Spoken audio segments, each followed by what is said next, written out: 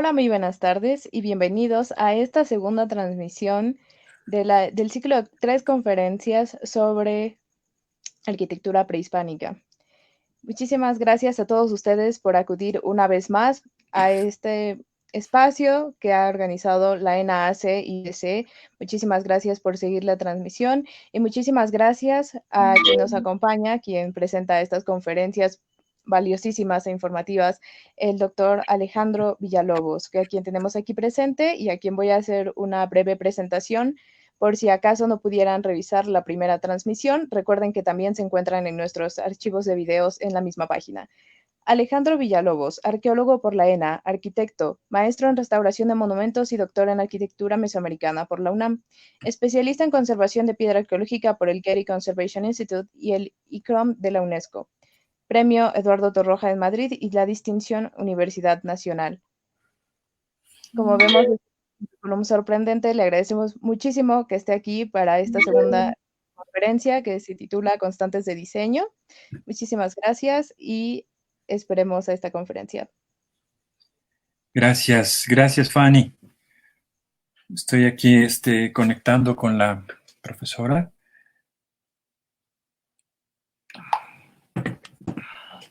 ¿Cómo están? Muy buenas tardes. Antes de iniciar, quisiera agradecer a la organización de estudiantes y profesores de la ENA, AC y DC, la amabilísima invitación que hicieron para compartir con ustedes algo del trabajo que nos ha ocupado en los últimos años en torno de la arquitectura y el urbanismo prehispánicos en Mesoamérica.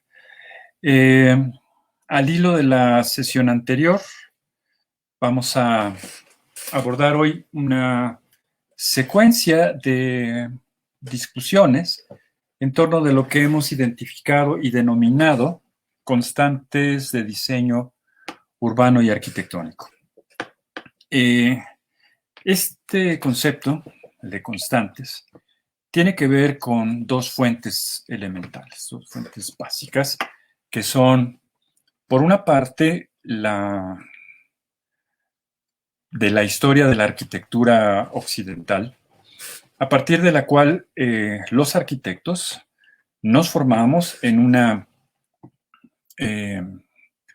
visión de acumulación de tradiciones contenidas en varios instrumentos documentales como son los tratados de arquitectura.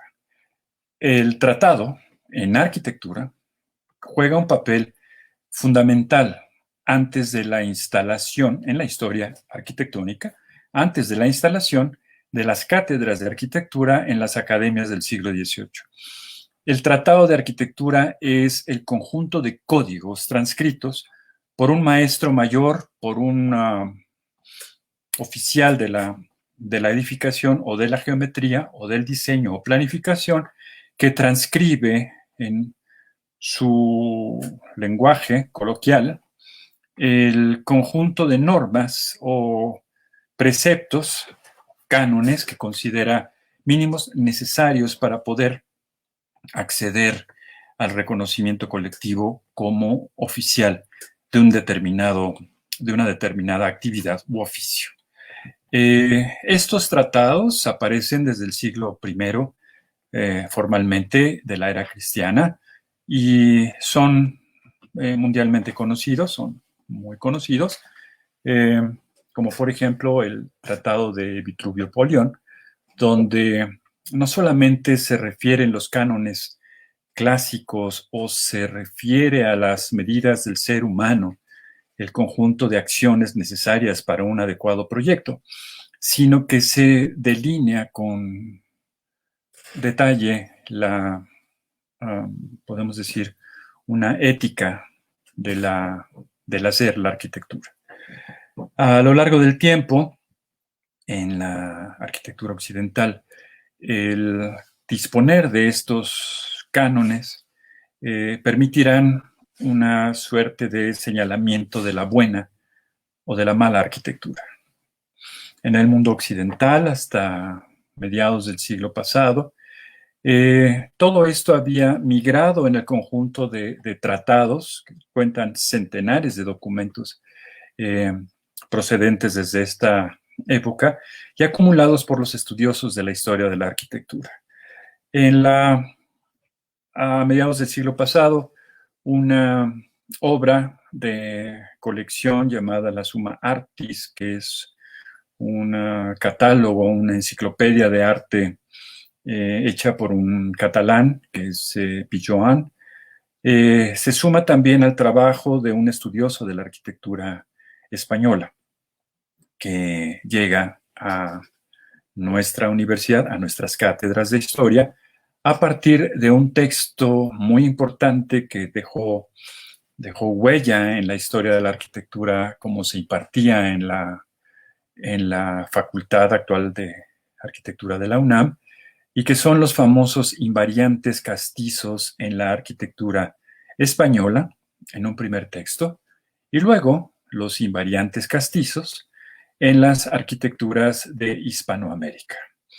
Así, la arquitectura hispanoamericana del siglo XVI y en adelante, a partir del discurso de este autor llamado Fernando Chueca-Goitia, se vinculan con la tradición del cómo bien producir arquitectura en el mundo occidental, traducido a la lengua española. Con estos elementos en la cátedra de Historia de la Arquitectura, mirando ahora hacia la arquitectura prehispánica, pues reconocemos que no hay tratados, que no hay lengua escrita dirigida a la mejor comprensión documentada de la arquitectura y, por tanto, el único instrumento metodológico de aproximación objetiva que tenemos para la ciudad y los edificios es la arqueología. Por tanto, buscamos a los autores que mejor aborden la problemática de dilucidar en torno de los usos y las formas de producir arquitectura en el mundo mesoamericano y pues naturalmente saltan a nuestra mesa de investigación autores como, decíamos la sesión anterior, Ignacio Marquina, Paul Jandrop, George F. Andrews, Manuel Amabilis y otros autores vinculados directamente con pues, sistemas de análisis un poco más occidentalizados, como fueron los que hizo en su momento el arquitecto Miguel Mesmacher, el arquitecto Ricardo de Robina, autor de la tesis sobre Hochop y autor de la maqueta escala 1:1 que está en el patio de la Sala Maya del Museo de Antropología, y naturalmente el arquitecto Agustín Piña Dreinhofer, uno de los importantes profesores de la arquitectura prehispánica en la Escuela Nacional de Arquitectura y luego facultad. Ignacio Marquina nos dice en textos tempranos, como el texto del estudio comparativo de monumentos arquitectónicos de México en 1928, nos señala la existencia de arquitecturas con particularidades o peculiaridades asociadas a determinadas funciones o lo que desde entonces se conoce como géneros arquitectónicos. El género arquitectónico es aquel por el cual un edificio ejerce determinada función o tarea o cometido en un contexto urbano determinado. Y el propio Marquina nos dice, consigna, que existen edificios diferenciados entre sí por su vocación o tarea o desempeño, pero que no obstante comparten elementos comunes respecto de la forma como los edificios se organizan en el espacio, de la manera como los edificios son producidos y ocupan un lugar en el espacio de la ciudad. A, esta, a este paradigma inicial que propone Marquina nos permitimos denominarle la primera o las primeras constantes de diseño. En la sesión de hoy decíamos, al hilo de la sesión anterior, intentaremos comentar algunos aspectos que nos resultan oportunos para no solo definir el concepto de constante de diseño, sino invitarlos a que con nosotros exploren y podamos identificar en la arquitectura y urbanismo del México antiguo estos factores recurrentes que no invariantes, como para el caso de la arquitectura occidental, en las expresiones de la ciudad y de la arquitectura en el universo del México antiguo, en la Mesoamérica prehispánica. Vamos a iniciar diciéndoles que la mayoría del material gráfico y fotográfico son propiedad del autor, por lo cual no están acreditados. En el caso de acreditar ciertos materiales, vamos a señalar a los autores que han provisto estos materiales. El concepto de constantes de diseño tiene que ver con una visión de la teoría arqueológica que está vinculada a varios aspectos de la conocida nueva arqueología o de las visiones procesuales en la arqueología contemporánea. Autores como Charles Redman nos señalan que, por ejemplo, un investigador, dice Redman, que siga un modelo sistémico eficaz debería ser capaz de predecir los acontecimientos derivados de una situación dada, con unos estímulos iniciales y unas potenciales relaciones de retroalimentación específicas. Una explicación adecuada exige una profunda comprensión del fenómeno u objeto de estudio que incluya respuestas a las cuestiones de cómo y por qué se produjo un proceso de determinada manera. Charles Redman nos introduce con este epígrafe, nos ayuda a comprender este principio procesual de la relación de la caja negra que, con base en determinados estímulos, podemos esperar resultados de determinadas características. En la similitud de los resultados, ¿no?, y diversidad de los estímulos, podemos encontrar respuestas a partir de la evidencia material dejada en el sustrato arqueológico o en el contexto que desde esta perspectiva otros autores reconocen como contexto sistémico o contexto arqueológico. Al hilo del discurso de Redman, señalamos que la permanencia de formas de solución a demandas de escala espacial conforma un tema de discusión que estamos ahora planteando, donde pretendemos exponer no solamente un análisis de los componentes geométricos tradicionales que para efectos de la presente entrega denominaremos constantes de diseño.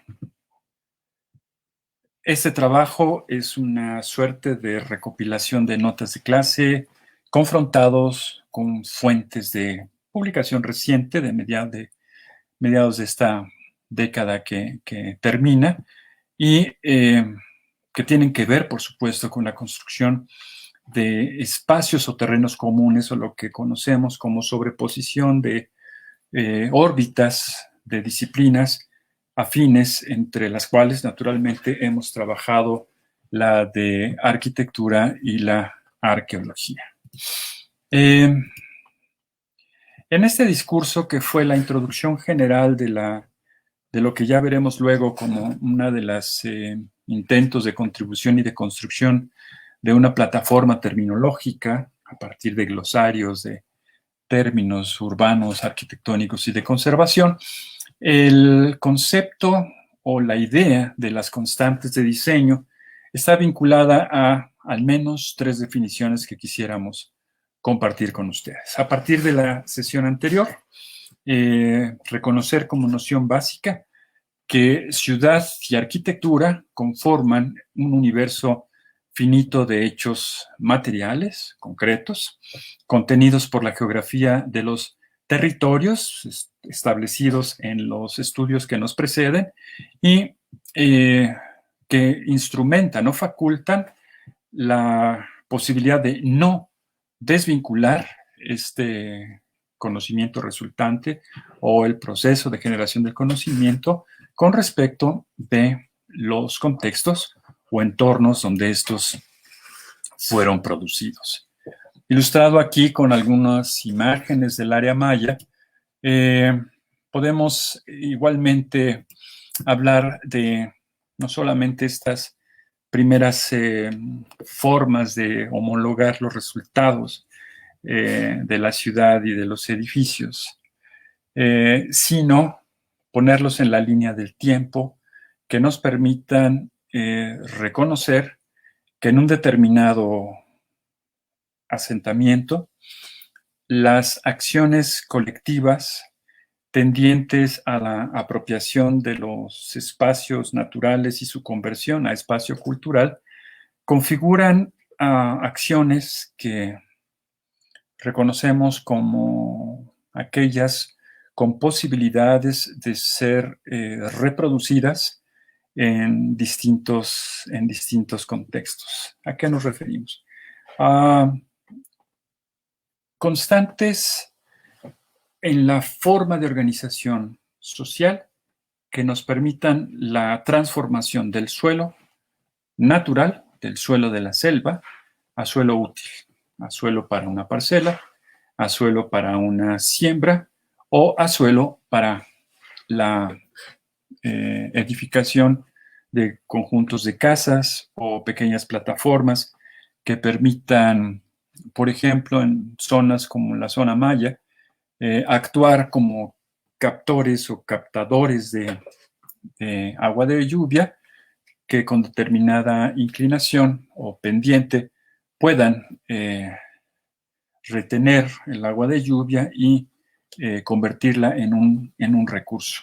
Este tipo de aspectos vinculados a los procesos de apropiación son lo que denominamos otras constantes que van más allá de la geometría, van más allá de lo que mostrábamos en las nociones la sesión anterior de la conversión de la tectónica a geometría y luego a tecnología constructiva, y que tienen que ver con lo que hemos denominado las constantes relativas a infraestructura urbana.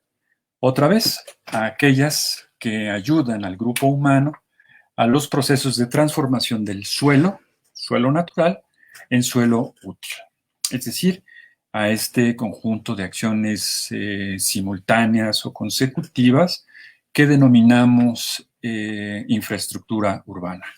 Su resultado es la posibilidad de disponer de suelo para usos comunitarios.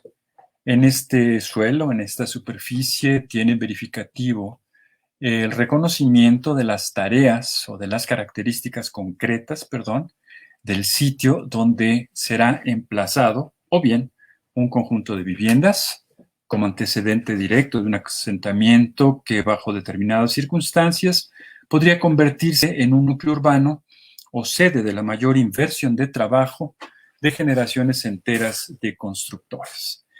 A partir de la infraestructura urbana, cuestionamos el que no forzosamente, y tratando de evadir la visión unilineal del desarrollo urbano, no es una ciudad como Tikal o un núcleo urbano como Teotihuacán el resultado forzosamente del crecimiento de caseríos que van progresivamente ocupando el territorio y se convierten estos en los núcleos de las ciudades.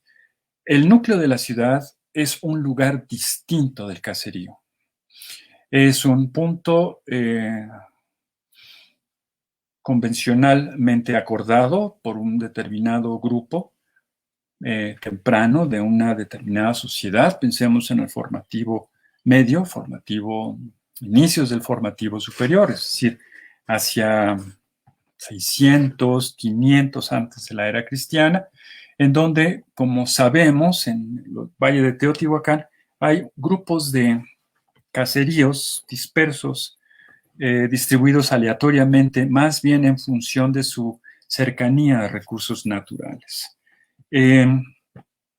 Si hubo un caserío en el lugar donde finalmente es establecido el punto de origen del núcleo urbano, es decir, el lugar donde se concentrará la mayor inversión de trabajo, el caserío naturalmente desaparece y son reubicados los habitantes.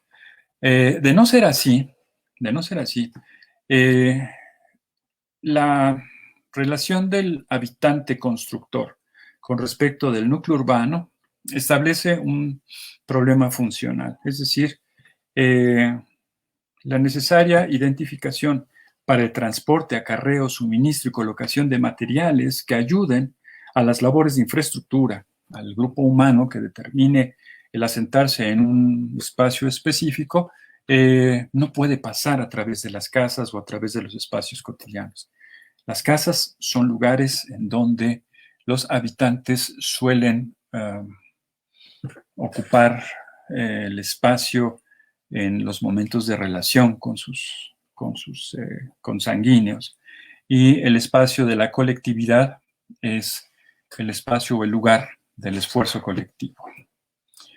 Decíamos al respecto de estas constantes, en donde el resultado de un núcleo urbano es o puede ser el que concentre no solamente el esfuerzo colectivo, sino lo que creemos puede ser un esfuerzo colectivo voluntario, ¿no? La infraestructura urbana, colegas, es el episodio inicial y recurrente de cualquier asentamiento.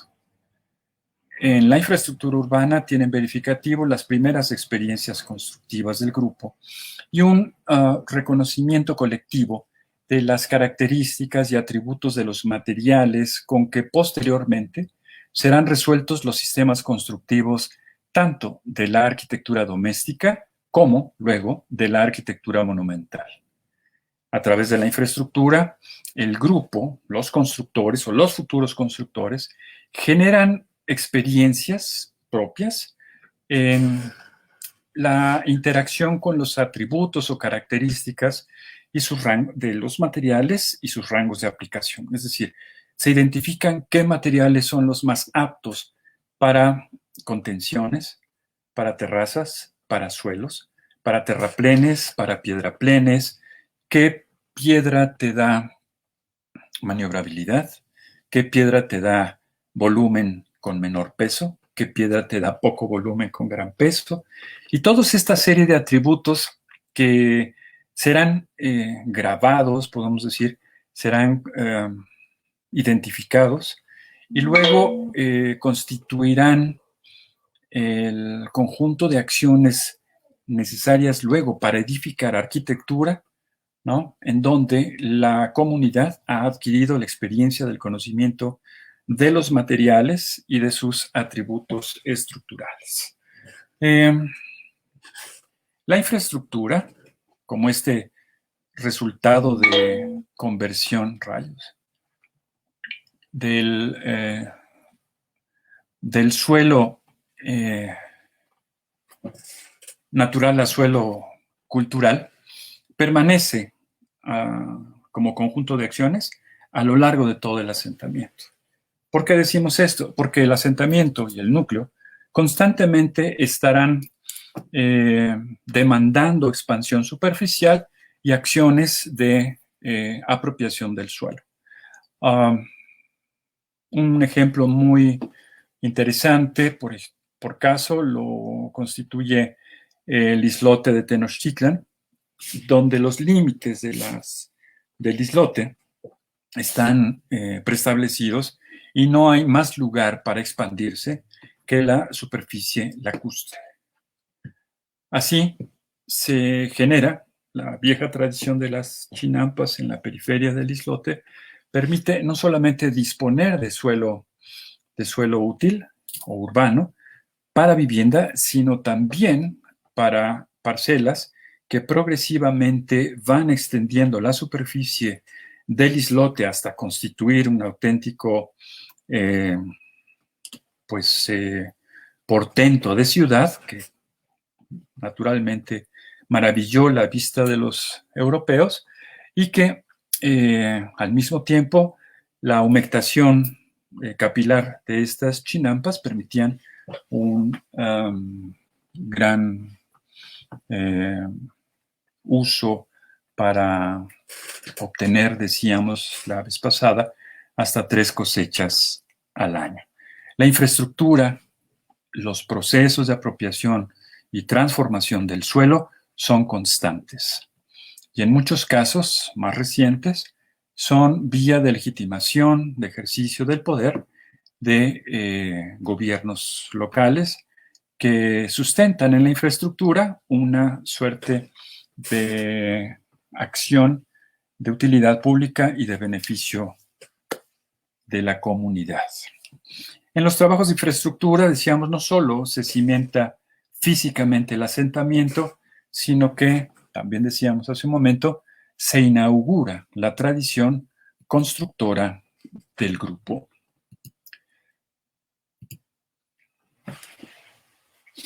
Componentes activos de la infraestructura en sus dimensiones temporales son las acciones relativas, primero, a la elección del sitio.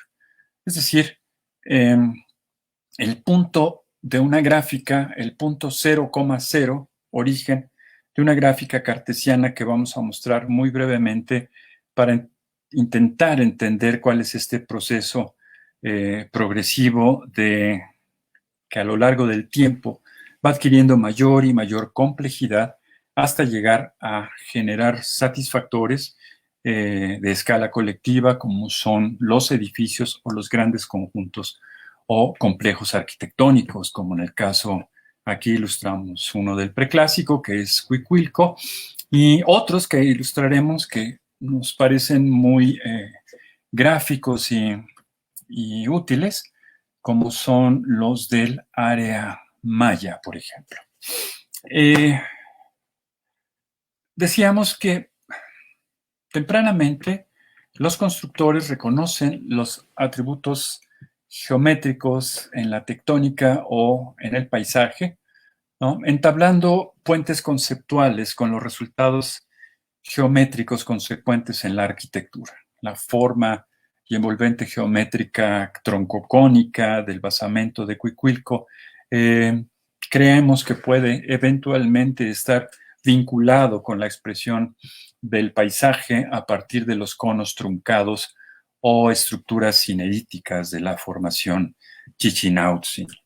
Decimos también que cuando un edificio monumental aparece como extensión física o visual de su contexto circundante, solamente podemos inferir la posible existencia de polos intencionales, extremos y vinculados por la intermediación de los trabajos de generaciones enteras, otra vez en la conversión y transformación del suelo urbano. La sesión anterior, decíamos, se vincula una generación con otra a través del legado arquitectónico que la de los constructores cede en la de los que podríamos llamar los conservadores o potenciadores o multiplicadores de ese legado. Así, la infraestructura o el conjunto de acciones tendientes a la conversión del suelo natural a suelo cultural actúa como puente entre dos sucesos, ¿no?, que pueden estar distantes en el tiempo, no están sobrepuestos. Así, urbanismo y arquitectura, decíamos, llevan a cabo la tarea diacrónica de identificación entre los constructores con sus ancestros, erigiéndose así como el escenario cotidiano y significativo de la continuidad generacional y extremo cercano de la tradición constructora.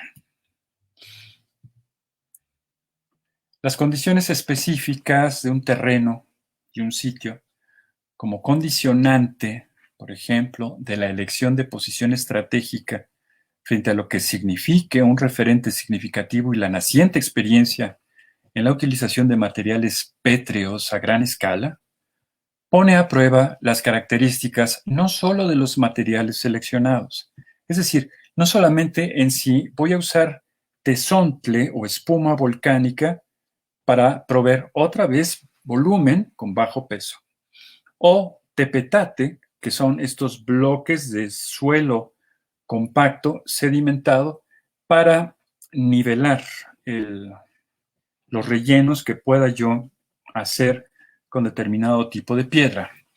No solamente los atributos del material seleccionado, sino también ponen a prueba los procedimientos constructivos aplicados y enfrenta al constructor directo, o sea, al operario, y enfrenta al planificador con una suerte de toma de decisiones con el aval de la colectividad. Es decir, construir un edificio, construir una plataforma, exige el acuerdo colectivo y a su vez poner a prueba los atributos de los materiales de cara a quienes están siendo colectivamente beneficiados por estos trabajos. Esto resulta sumamente sugerente si vamos al momento en el que está empezándose a construir lo que en el futuro será un gran asentamiento urbano. Podemos ver a Teotihuacán, al Tajín, a Monte Albán, a Xochicalco como lo que son actualmente. Pero ese es el último episodio de la historia del asentamiento. ¿Dónde está la piedra inaugural? ¿Dónde está la piedra fundacional de este sitio? Ha quedado, por supuesto, sepultada en los procesos de transformación, cambio, crecimiento y desarrollo del propio núcleo. Por ello es que decimos que este primer momento nos resulta, decíamos, muy sugerente porque está precisamente no solo inaugurando la tradición y el conocimiento necesario que los constructores deben desplegar para llegar a tecnologías constructivas como las que veremos la próxima sesión, sino que ciudad y edificios deben ejercer la tarea de intermediar entre el entorno y la sociedad, entre los materiales de construcción convertidos ahora en procedimientos y sistemas constructivos y funciones arquitectónicas que van a ser contenedoras o continentes de espacios que van a ser utilizados por las personas. Esto es una situación que muchos de ustedes podrían decir, bueno, ¿y por qué se lo preguntan? Porque en la medida que podamos reconocer en estos procesos la puesta en práctica de conocimientos y de saberes que transitan en el tiempo, estaremos en mejores condiciones de identificar los atributos de los sistemas constructivos que nos permitan en su momento mejor actuar para preservarlos y garantizar su permanencia en el tiempo. La ciudad, como decíamos en la sesión anterior, existe por virtud de la relación entre el entorno y el grupo. La ciudad es un espacio donde tienen verificativo acciones significativas o interacciones significativas y cotidianas del grupo en su condición de un colectivo sincrónico, ¿no? Aquí y ahora, un grupo identificado con sus ancestros y listo para dejar un legado a los sucesores. La constante, más allá de la infraestructura, la siguiente constante que denominamos triple C, es la del continente, el contenido y el cometido. Es decir, la ciudad lleva a cabo, otra vez, la tarea de intermediación entre el entorno y el grupo. El entorno contiene a la ciudad, que contiene al espacio colectivo, que contiene a las personas. Esta relación de progresiva contención, que no solamente nos es útil en el diseño o planificación urbana, sino que es útil para reconocer los procesos de edificación también, ¿no? En el principio de que todo material fluye y los seres humanos efímeramente pretendemos contenerlo por un determinado tiempo. Pretendemos confinar el flujo de los materiales, ¿no? Formando una pirámide a partir de sus ángulos de reposo o a partir de las corazas de piedra que pretenden contener y confinar estos materiales que al final fluirán. Fluirán porque lo hemos visto en muchos intentos de resguardo patrimonial, muchos materiales, muchos colegas creen que las piedras son eternas y las piedras pues no lo son, de tal manera que fluyen. Y esa efímera intención de la especie de proscribir el flujo de los materiales tiene resultados magníficos que llamamos arquitectura. La progresiva contención nos da una relación de escala, de contener y de, en esta relación continente-contenido, generar una tarea o identificar nosotros en esta relación una relación funcional. Es decir, hay un propósito, hay un cometido para contener determinado material. Hay un cometido en la contención del espacio de una plaza perimetralmente delimitada, como suele ocurrir en la mayoría de los espacios urbanos mesoamericanos. Piensen en Comalcalco, pensemos en la terraza de Palenque, pensemos en la plaza de los edificios 1, 2 y Acrópolis Norte de Tikal, pensemos en los espacios perimetralmente delimitados en la Plaza de la Luna, en Xochicalco, o en las plazas o juegos de pelota del Tajín. Esta constante de progresiva contención va de nuevo, veremos cómo trasciende hasta el momento de tomar determinaciones sobre sistemas constructivos. Una constante más es la constante de orientación, que aparece tempranamente en el contexto de los primeros sitios arqueológicos de nuestra latitud. Los ejes norte magnético y sus correspondientes extensiones al sur, ¿no? O sea, desde el punto que marca el norte magnético y las extensiones superficiales a los puntos cardinales conforman una componente altamente desarrollada por las grandes capitales, sobre todo en el formativo superior, época de donde proceden los grandes edificios monumentales. Es decir, no obstante, el clásico mesoamericano es el periodo que más llama la atención. Las grandes estructuras, no podemos dejar de señalarlo, no proceden de estas épocas. Las grandes estructuras son preclásicas, del preclásico o del formativo superior. Desde esos momentos y con la aportación de grupos más tempranos que utilizaron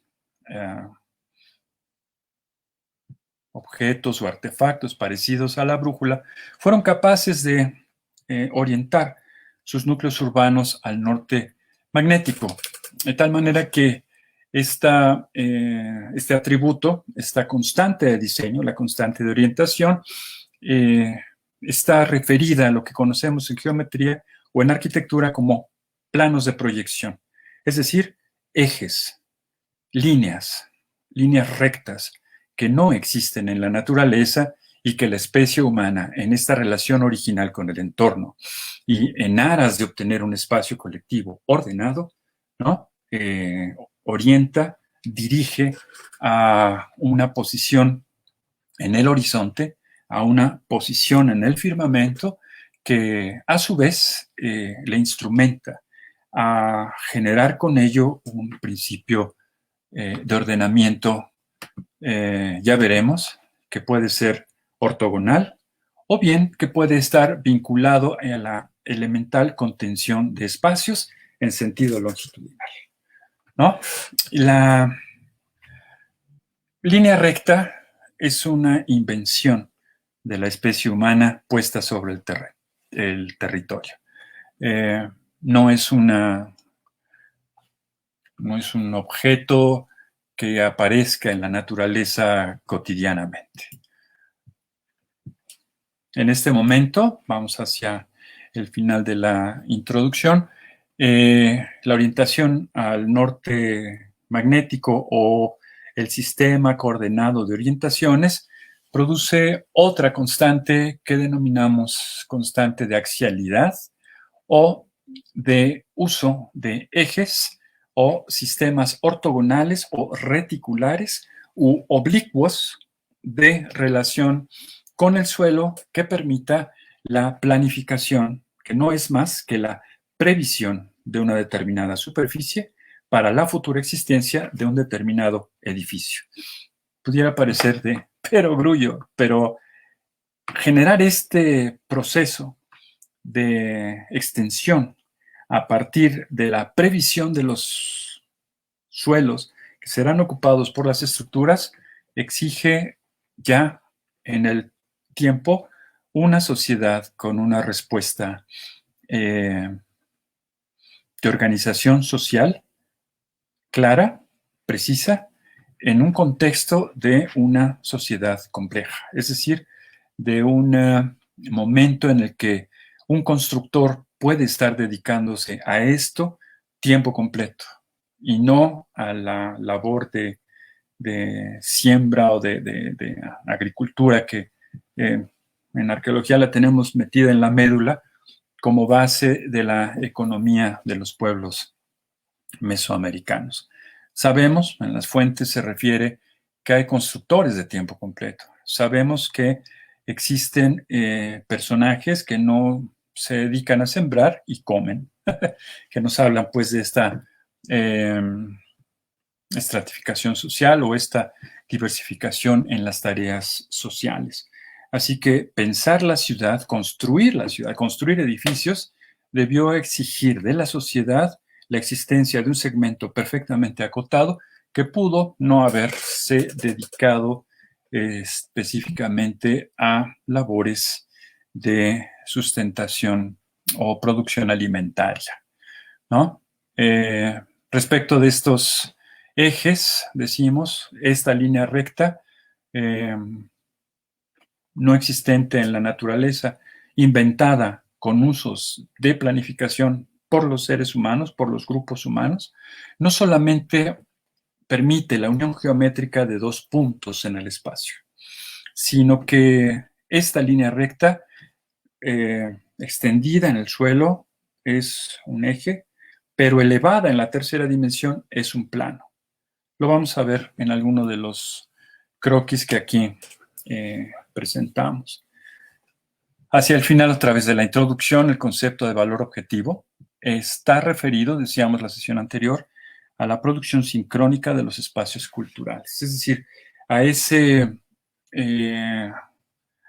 inversión de trabajo tendiente a inversión de trabajo colectivo y organizado, tendiente a la producción de satisfactores de escala colectiva, es decir, el trabajo voluntario o no, necesario para edificar estructuras, disponer de suelos útiles o reconocer los límites de un emplazamiento como resultado del lugar donde las acciones de infraestructura concluyen o terminan, ¿no? Para dejar lugar a la distribución o a la dispersión de las unidades habitacionales. Las obras, decíamos, que establecen los linderos entre lo urbano y lo rural, la zonificación al interior del núcleo o lo que llamamos diferenciación horizontal en la superficie del espacio cultural dado por actividades o labores colectivas, produce o genera una estratificación vertical del espacio urbano. Es decir, hay un mayor atributo de valor en la medida en la que se invierte mayor cantidad de trabajo en el núcleo. Esto, podemos decir, nos da una estratificación o una zonificación horizontal.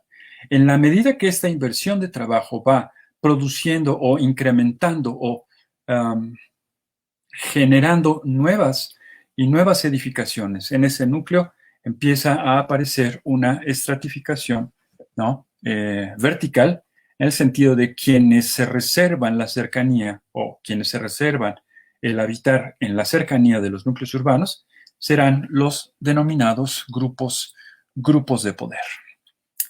En el espacio urbano se identifican elementos de diferenciación social. El uso del espacio, a su vez, como otra constante, está referida a un uso diferenciado de sectores de la sociedad.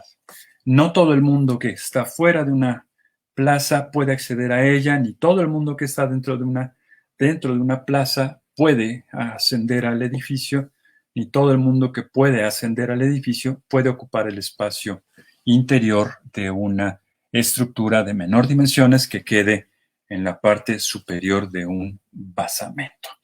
La secuencia de los espacios físicos, es decir, el progresivo acceso o transición de los espacios colectivos a los espacios colectivos o exteriores abiertos, a los espacios individuales o interiores cerrados, ¿no? Es una más de estas constantes en el espacio urbano. Hay tránsito de una a otra a otra. Los paisajes, bueno, las visuales, la oclusión del campo visual, el acceso, los accesos acodados, las plazas, la delimitación del espacio constituye el lenguaje que la ciudad tendrá sobre el usuario, ¿no? Sobre el usuario del espacio urbano, que trascenderá en el tiempo y que marcará las características específicas de determinado asentamiento. El espacio exterior delimitado, o aquel donde identificamos la frontalidad de los edificios, superficies de los basamentos o plataformas y plazas públicas, quedan perimetralmente contenidos por volúmenes arquitectónicos o volúmenes de infraestructura del espacio interior que progresivamente genera lo que decíamos, transiciones de un espacio externo a un espacio interior abierto o a espacios exteriores delimitados y así progresivamente. La delimitación, decíamos, del espacio perimetral o del espacio público, la delimitación perimetral del espacio público entabla una relación visual entre los objetos que ocluyen el campo visual y el espacio contenido por las plazas, ¿no? Así, esta constante de delimitación perimetral, la vamos a ver ilustrada un poquito más adelante, no es siempre axial, o sea, no siempre sigue un eje, como en el caso de la pirámide de la Luna, ¿no? No siempre es rotunda, sino que busca que el usuario acceda a los espacios delimitados o plazas por los costados. Llamamos a esta constante la de la delimitación perimetral del espacio con accesos que llamamos acodados. ¿Por qué? Porque forman ángulos de 90, 45, 30, 60 grados, ¿no? Accesos acodados a los espacios perimetralmente delimitados que permiten al visitante reconocer o identificar lo que denominamos como otra constante, que es la relación proporcional del volumen y el espacio. Es decir, el volumen de la estructura es proporcional al espacio a que es frontal. Y esto no quiere decir que los metros cúbicos de edificio sean iguales a los metros cúbicos de espacio que delimita. Al contrario, porque entonces sería una relación geométrica. Si decimos es proporcional, está dado en términos de una relación analógica, no de una relación lógica. La proporción es este balance entre dos hechos equiparables, pero no dos hechos forzosamente iguales.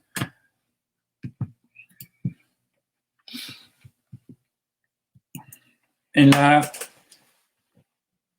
el caso de la pirámide de la Luna, quisiéramos ilustrar este aspecto de axialidad y rotunda frontalidad, pero al mismo tiempo el de la relación proporcional del volumen y el espacio.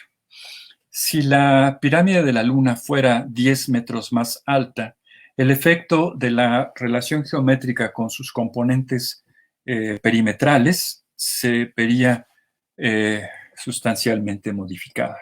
De la pirámide de la Luna, en el centro de la plaza, de la propia plaza de la Luna, puede percibirse esta relación escalonada, ¿no?, que va dando progresivamente de los laterales de las visuales de quien está en el centro de la plaza hacia la altura culminante del edificio en el vértice de la pirámide propia de la Luna.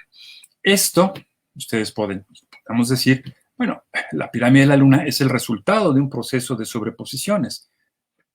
Sí, la situación es la siguiente, que va sobreponiéndose y adquiriendo mayor altura la pirámide de la Luna conforme el propio espacio frontal tiene forzosamente que ser modificado. Y eso habría que, pues, sentarnos a discutirlo. En el caso por ejemplo, de la pirámide de los nichos que vemos aquí, el espacio de la plaza fue invadido progresivamente por otras estructuras más tardías, de tal manera que se modifica este principio de la contención perimetral del espacio colectivo por virtud de la presencia de otras estructuras. Es decir, que el espacio que ocupan los habitantes, seres humanos, el grupo social, es luego ocupado por estructuras que son habitantes permanentes, afectando con ello este principio de relación proporcional, al grado que puede generar una pérdida en la percepción entera de la geometría frontal de un edificio. Aquí aparece una nueva constante que es la de la frontalidad en la arquitectura monumental, que nos lleva a un territorio muy interesante, que es el de reconocer en la arquitectura mesoamericana el papel escénico que tiene desde épocas muy tempranas. ¿A qué nos referimos?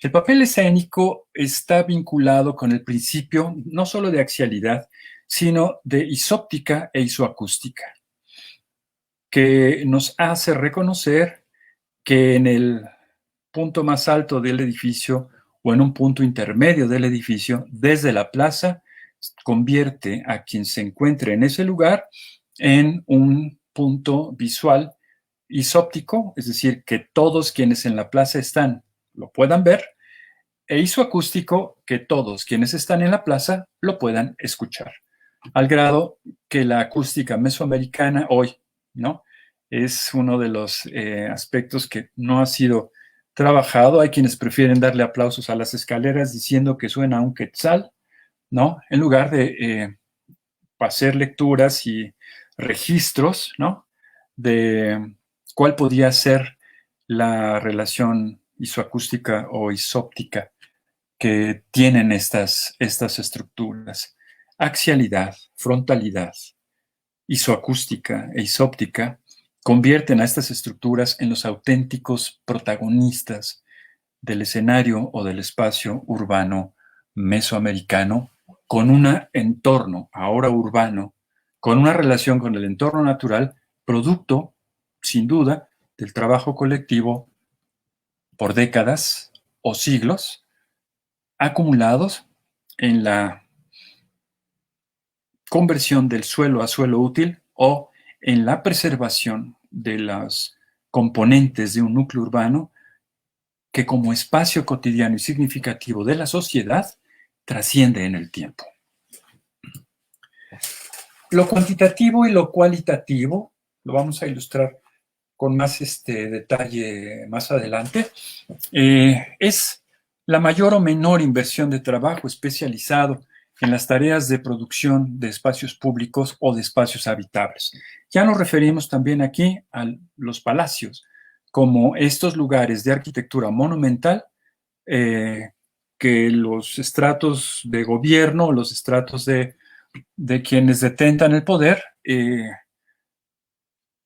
convierten en sus residencias y, decíamos, se reservan la cercanía al núcleo de la ciudad, al lugar donde hay mayor inversión de trabajo, al lugar que está mejor custodiado, mejor vigilado, porque se tiene mayor conciencia de ese espacio ¿no? Como lo son los núcleos urbanos. Si decimos, la constante de relación proporcional o de la relación cuantitativa y cualitativa es uno de los aspectos que en la investigación arqueológica puede generar mayor información en la medida que nos permite establecer asociaciones objetivas con otros materiales culturales. Es decir, las estructuras, ¿no?, son el espacio ocupado cotidianamente por los habitantes y en la medida de las evidencias que haya en los suelos a partir de la precipitación de fosfatos o de actividad o de áreas de actividad o de materiales asociados a los estratos distintos de estos lugares, nos pueden iluminar al respecto de las posibles funciones o usos que tengan desde la aparición de estos materiales arqueológicos y, naturalmente, la asociación con ellos y las secuencias cronológicas o de cometido o función social. El estado de avance tecnológico, de dominio de las técnicas constructivas, que es la sesión que sigue, en el conocimiento de los materiales de edificación, así como de la organización social de los constructores, nos va a permitir luego, con calma, ¿no?, incursionar en el consumo de niveles energéticos que la inversión de trabajo comunitario pueda llevar a cabo en las tareas o jornadas o jornales de edificación de determinadas estructuras. Hay sistemas constructivos que podemos, ya lo veremos después, calibrar o medir en términos del esfuerzo invertido por seres humanos con factores de rendimiento, con capacidades de carga, con edades de mayor desempeño, etcétera, que nos permitan reconocer que estas constantes de diseño están siendo ejecutadas y organizadas y dirigidas por pues auténticos profesionales en sus áreas.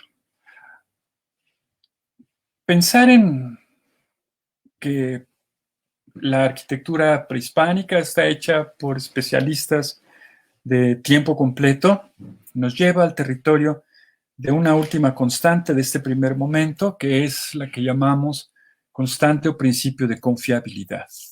¿A qué nos referimos con el principio de confiabilidad o omisión de casualidades? Que en la investigación arquitectónica y en el diseño arquitectónico solemos improvisar con frecuencia en la atribución de usos o de circulaciones o de espacios habitables. Es decir, podemos dejar a un determinado lugar o punto del diseño a un eventual uso no previsto. En la arquitectura prehispánica, y es algo con lo que torturo a mis estudiantes, no podemos partir de este principio de improvisación. Es decir, todo hecho, así como el arquitecto Marquina nos dijo, las cosas en arquitectura son hechos que implican procesos. Extensivamente estaríamos en condiciones de decirles que en la arquitectura prehispánica, no hay casualidades. Todo lo que aparece como sistema constructivo, todo lo que aparece como tecnología constructiva, como material de construcción, es un acto deliberado y materializa un polo intencional. Es decir, tiene una tarea, tiene un determinado cometido, y quizá, si quieren, principio a priorístico, es el que detona el proceso de investigación. Si todo en la arquitectura prehispánica es un acto deliberado, entonces el resultado de la arquitectura prehispánica lo es por extensión. Y así podemos transitar confiablemente en el trabajo de investigación. Conservarla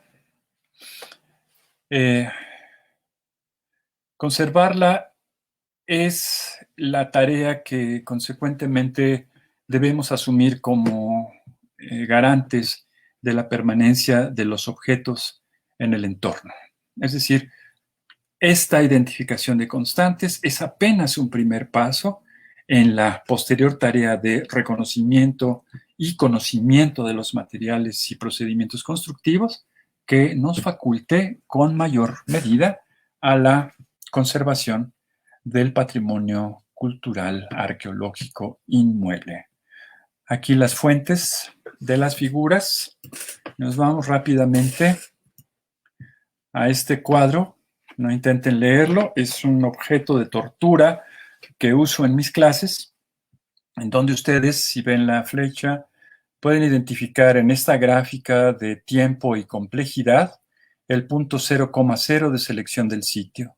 A lo largo del tiempo, el primer resultado, que es el emplazamiento. Y luego los procesos de edificación. El momento en el que los constructores no son especializados. El momento en que la arquitectura habitacional popular está en torno de lo que es el espacio destinado a la edificación de un núcleo, de un lugar donde las personas, voluntariamente o no, acuden a invertir su trabajo en aras de la conversión ahora del suelo natural a suelo cultural, en la conversión del suelo a suelo urbano y luego en la predeterminación o predisposición de las superficies para la edificación de estructuras a partir del reconocimiento de los atributos de los materiales en la proximidad y, por supuesto, del reconocimiento también de otras posibles tradiciones constructoras que para el momento en que este núcleo se está erigiendo, ¿no?, puedan significar o constituir acciones contribuyentes a mejor resolver determinada problemática arquitectónica. La geometría y la planificación son esos dos momentos de la historia urbana del asentamiento en los cuales la abstracción de la naturaleza y conversión a líneas o planos, ¿no?, y la predisposición del suelo para la futura existencia de estructuras nos hablan de estos dos aspectos. Por un lado, la geometría y por otro lado, la planificación. Esto, con el avance en el conocimiento de los materiales, nos lleva a la identificación de grupos de constructores progresivamente más especializados y quienes se van a dedicar a hacer la arquitectura monumental. Construida así, la arquitectura tiene un uso, otra historia, una sobreposición, una demolición, y así el edificio o el conjunto de edificios en el núcleo llegan a un determinado punto en que la sociedad no es más capaz, o el Estado, o la sociedad compleja no es más capaz de sostener grupos de constructores en la expansión del núcleo urbano, ¿no? Y estos edificios pierden conservación o mantenimiento, son abandonados y entran en estados de progresivo deterioro hasta su conversión de objetos arquitectónicos a objetos arqueológicos. Tal manera que aquí se construye lo que decíamos la sesión anterior, el paradigma de la consideración del objeto arquitectónico como objeto arqueológico. Espero que no se me duerman, porque algunos, esta clase entre mis estudiantes nos toma al menos 2 sesiones. Ya vamos hacia el final, vamos a ilustrar lo que hemos dicho y no sin antes definir formalmente lo que es la constante de diseño que tienen aquí en su pantalla. Si quieren podemos leerla conjuntamente, pero creo que está más que clara. Es la permanencia de la forma como usualmente se resuelven los sistemas primarios de espacios habitables como infraestructura urbana, estabilidad estructural y geometría de los edificios, ¿no? Las formas que tienen los objetos y las formas resultantes como productos de procesos intelectuales, primero, que luego transforman las ideas en artefactos de escala colectiva, transforman las ideas en edificios, transforman las ideas en espacios comunitarios, pero estos espacios comunitarios existieron antes en la cabeza de un constructor. Créanme que esto pretende ser un croquis de una selva. Vamos a intentar abrir un claro en la selva como un primer acto de infraestructura.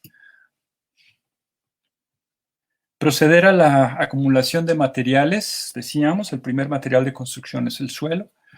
reconocer las características y atributos de estos materiales para tener formas geométricas distintas, no solamente una estructura de sección longitudinal, sino dos longitudinales que contengan el espacio para la comunidad. Esta es la escala humana, ¿no? En un ejemplo que vamos a ir descubriendo a lo largo de ir retirando la selva, y desde tempranamente aparece un ordenamiento del espacio, una delimitación perimetral, una relación de continente, contenido y una función social, entre las cuales está la diversificación o diferenciación social del espacio. Quienes están aquí es un número siempre mayor que quienes puedan estar aquí, y quienes estén aquí siempre será menor al grupo que pueda estar aquí.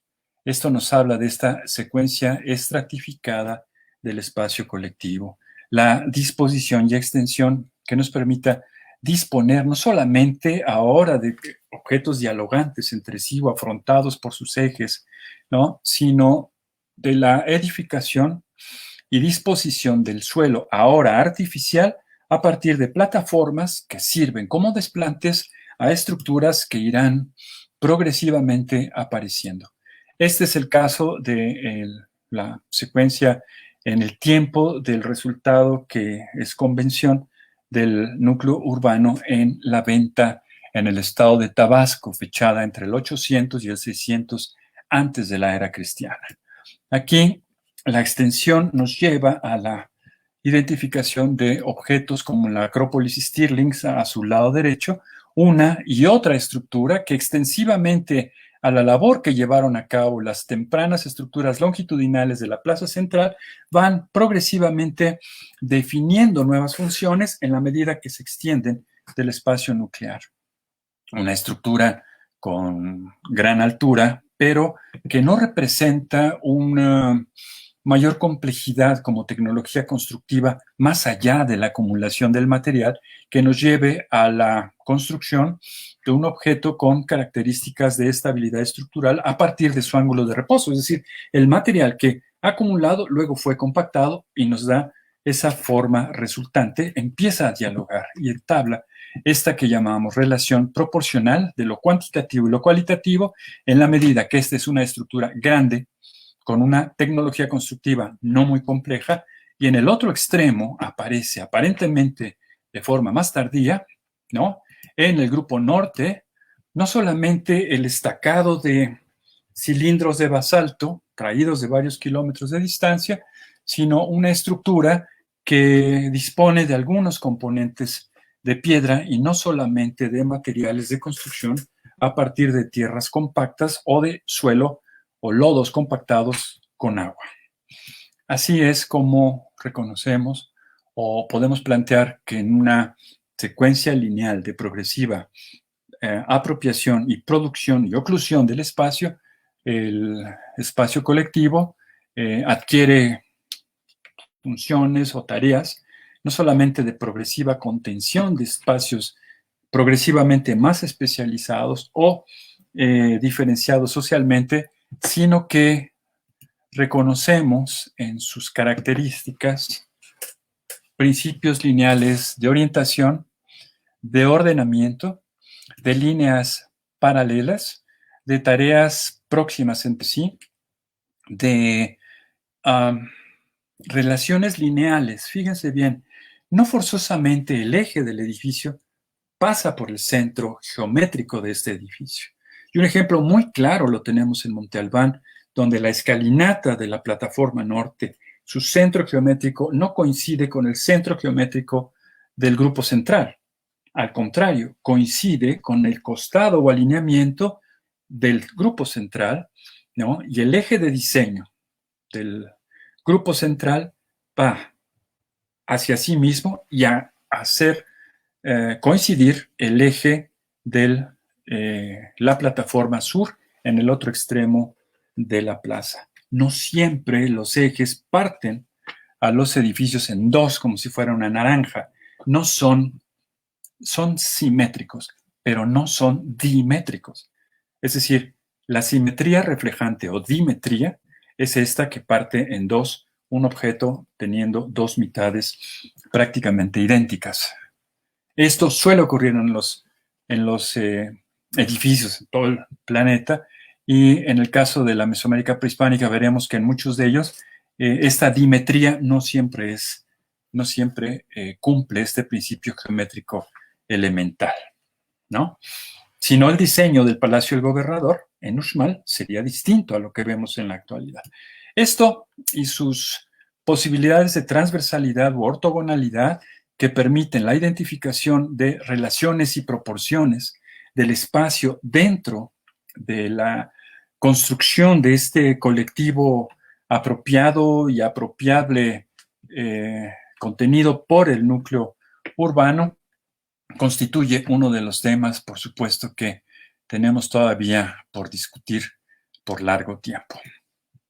La infraestructura es la conversión del suelo natural en suelo cultural, de la conversión de los estímulos de la naturaleza en recursos de supervivencia, no solo del grupo, sino ahora de su asentamiento, cualquiera que sea su escala, al nivel de caserío o al nivel de núcleo urbano. Aquí podemos ver pues la cascada de la Reina en Palenque y uno de los sacbé del sitio de Labna en la región Puuc.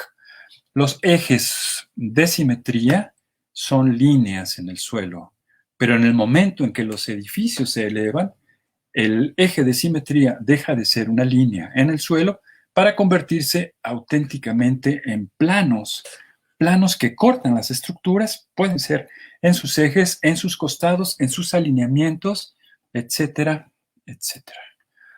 La secuencia estratificada del espacio físico está referida a esta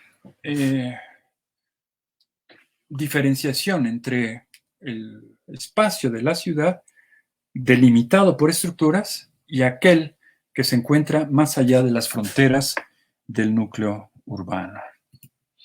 Esta secuencia estratificada del espacio nos permite reconocer también espacios exteriores abiertos como lugares para la colectividad o para el uso público a partir de la frontalidad que tienen los edificios.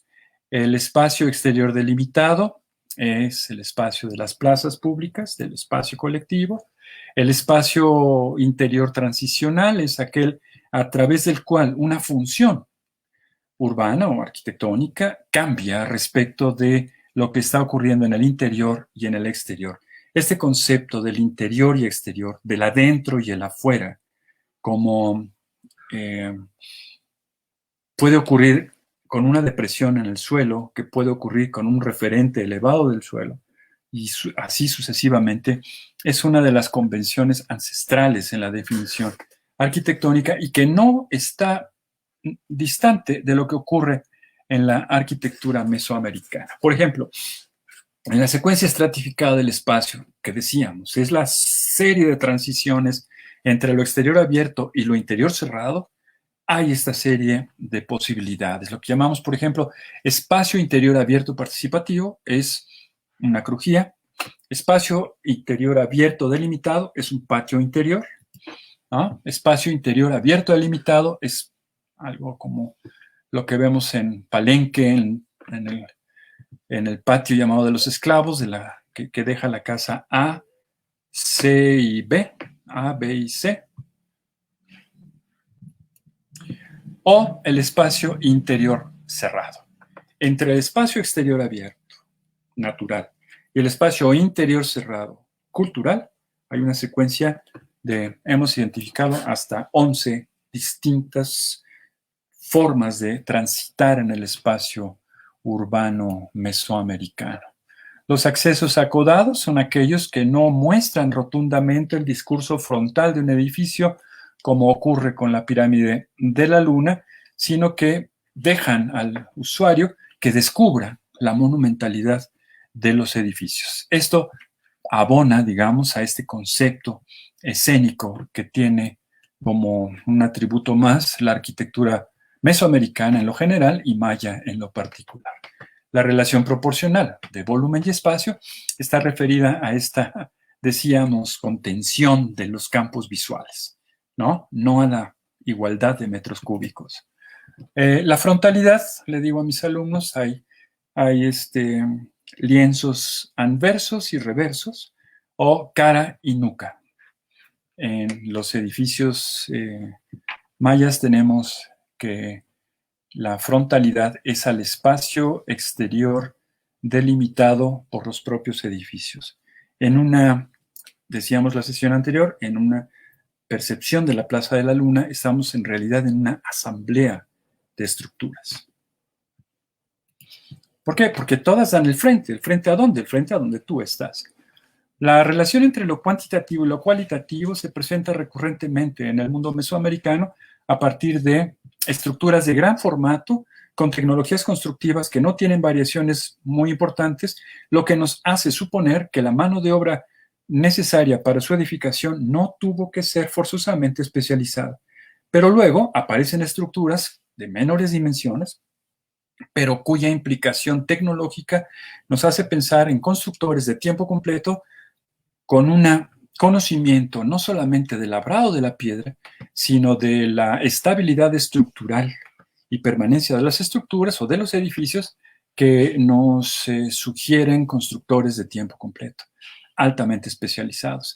Esta coexistencia de edificios en un mismo contexto nos hace suponer este principio o constante de la relación proporcional entre lo cuantitativo y lo cualitativo en un mismo espacio urbano. Aquí, como ejemplo del lado izquierdo, pusimos Cobá y del lado derecho una estructura que es muy apreciada por todos. Yo la adoro, que es el Templo del Sol en Palenque.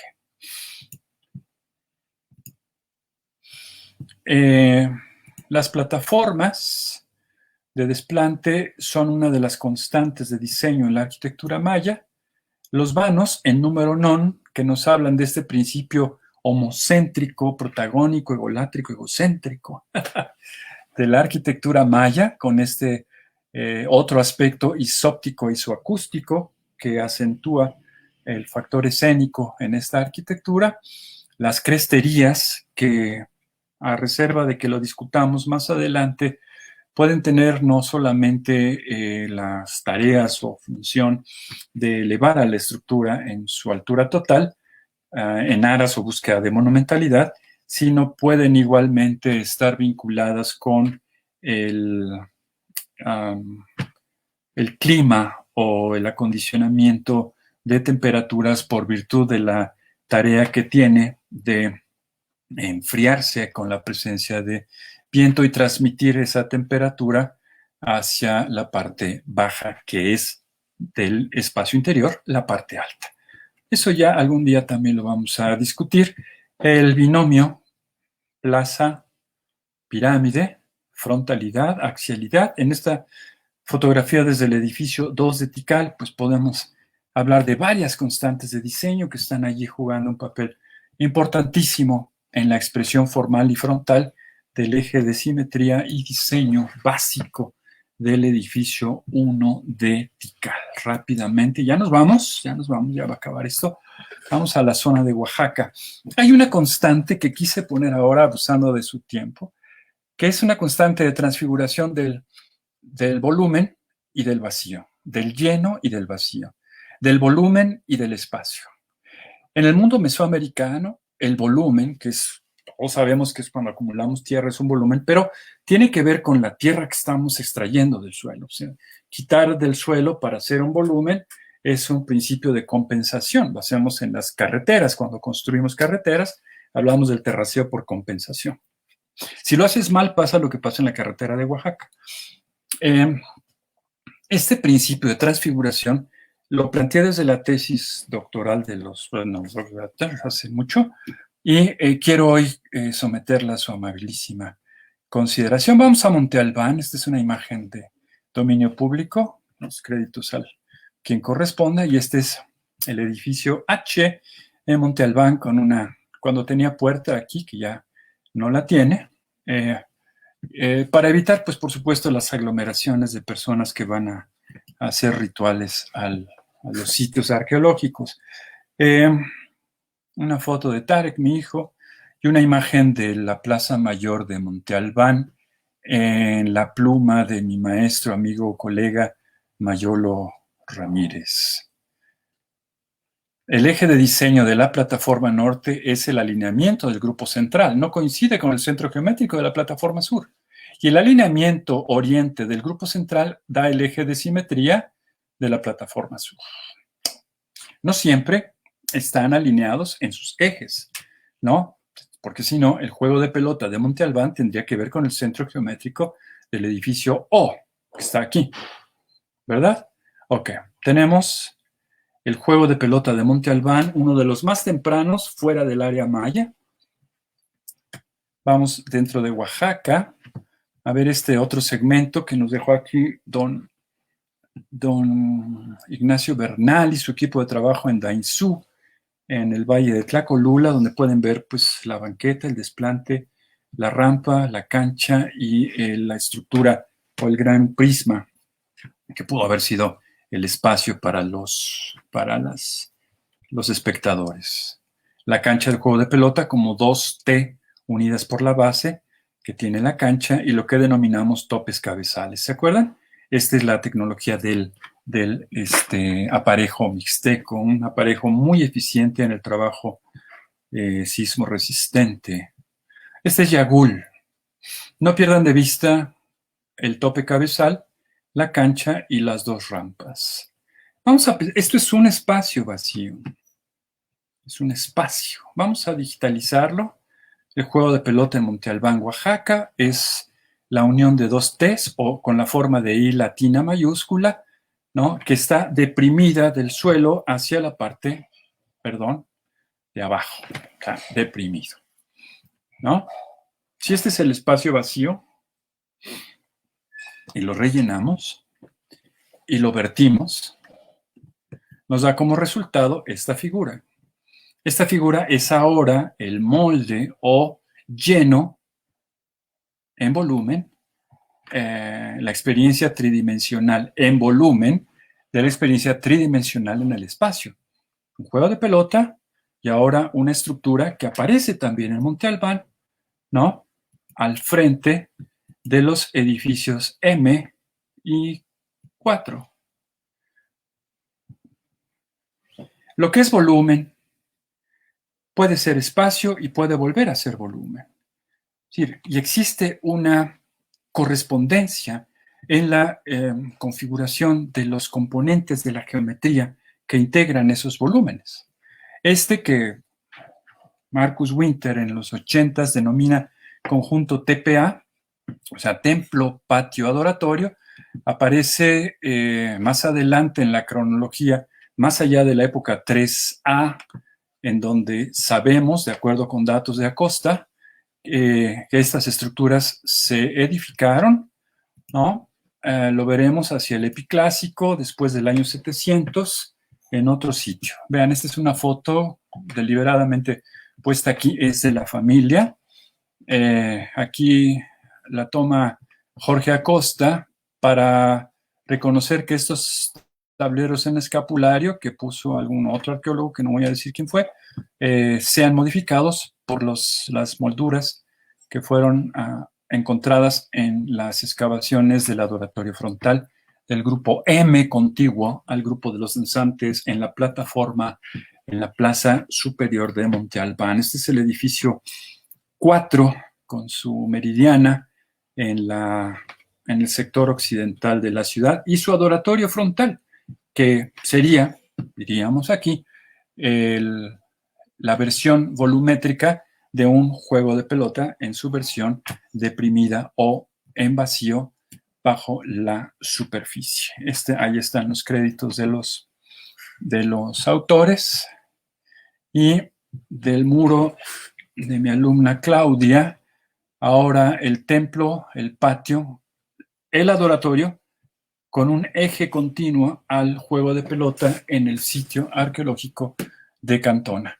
Las componentes de los sistemas, complejos sistemas de estructuras y de tecnología constructiva, se incorporan como el principio de disponibilidad del espacio útil. No es posible en un sitio como Cantona, en un mal país como este, estar disponiendo de espacios a diestra y siniestra. La integración lineal de las funciones juego de pelota, adoratorio, patio y volumen espacio-contenido, transición y juego de pelota con componentes axiales, simétricos, están en un solo complejo en la ciudad de Cantona, fechados para el año 700 de la era cristiana. Aquí están algunas de las fuentes y este es el lugar donde ustedes pueden consultar la información que hemos platicado hasta ahora. Creo que es todo lo que tengo que decir. ¡Qué barbaridad! ¿Están por allí, chicas de la ENA? Fanny. Claro que sí, por aquí seguimos, muy Gracias. atentas a todo. Voy a salir de la... Muchísimas gracias por esta conferencia. Tenemos aquí algunos comentarios y preguntas de parte de las personas que estuvieron viendo la transmisión. Sí, Tenemos saludos de Yair Esparza, Fátima Garza, Mario Hernández, Andrea Castillo, Brisa Corina, Cecilia Andrade, Amalia Montoya, Villa Dragón, Aldo Abiu, Mario Alba, Isabel Luna, Marisol Aguirre. ¡wow! Tenemos ¿Cuántos cuates? Puros amigos. Tenemos también algunos comentarios. Saludos desde Guatemala por Glenn Rodríguez. Saludos de Bolivia por Marco Antonio Macías. Claro, Tenem- Abasto. Y es Abasto. tenemos algunos comentarios halagadores. Siempre magníficas cátedras de arquitectura. Gracias. Siempre enriquecedor escuchar al doctor Villalobos. Concuerdo. Increíble. También tenemos una pregunta de Steffi Zaratustra que dice, ¿también hablarán de los procesos constructivos? La próxima sesión nos vamos a la albañilería prehispánica. Ahí vamos a compartir trabajos de camaradas como